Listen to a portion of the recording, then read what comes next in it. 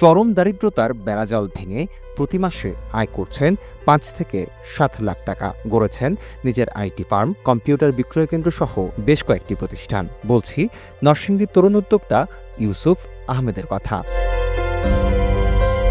আর্থিক সংকটে এক প্রকার বিনা চিকিৎসায় মারা যান ইউসুফের বাবা।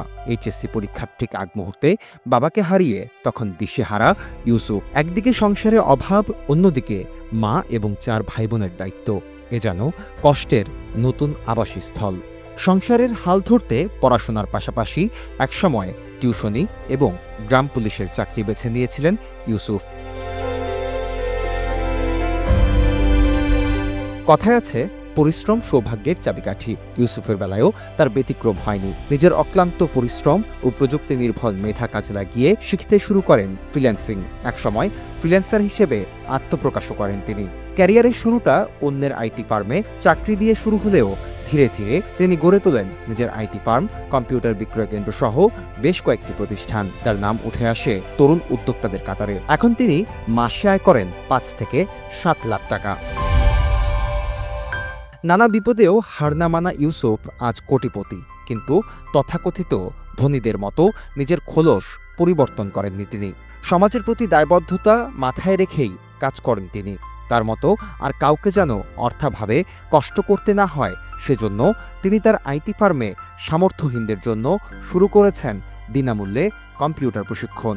এই প্রতিষ্ঠানটার যদি লক্ষ্য উদ্দেশ্য বলেন, তাহলে বলতে পারি যে একটা সময় আমি নিজেও চাকরির জন্য অনেক ঘোরাঘুরি করেছিলাম। যে আমি ইন্টার পাস করে আমি ডিগ্রিতে পড়তেছি, অনার্সে পড়তেছি, কিন্তু চাকরির জন্য মানুষের কাছে সিভি দিচ্ছি, আবেদন করছি, কোনো জায়গায় চাকরি হচ্ছে না। এর একটাই কারণ ছিল, আমি এখন উপলব্ধি করতে পারি, ওই সময় হয়তো বুঝতে পারিনি, সেটা হলো স্কিল।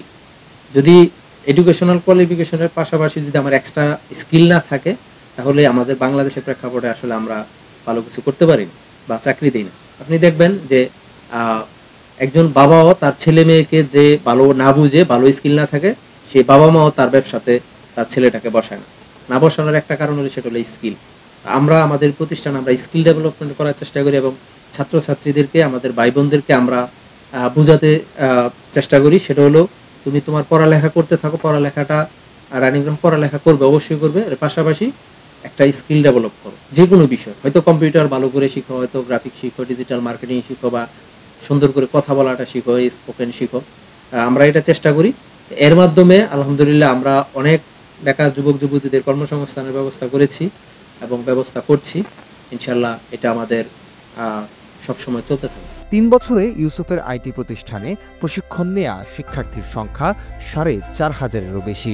নরসিংদীর ইউসুফ এখন শুধু পরিবারের নয়, তিনি এখন গোটা তরুণ সমাজের পথপ্রদর্শক। তার মাধ্যমে এখন আশার আলো দেখতে পাচ্ছেন আশেপাশের অসচ্ছল পরিবারের তরুণরাও।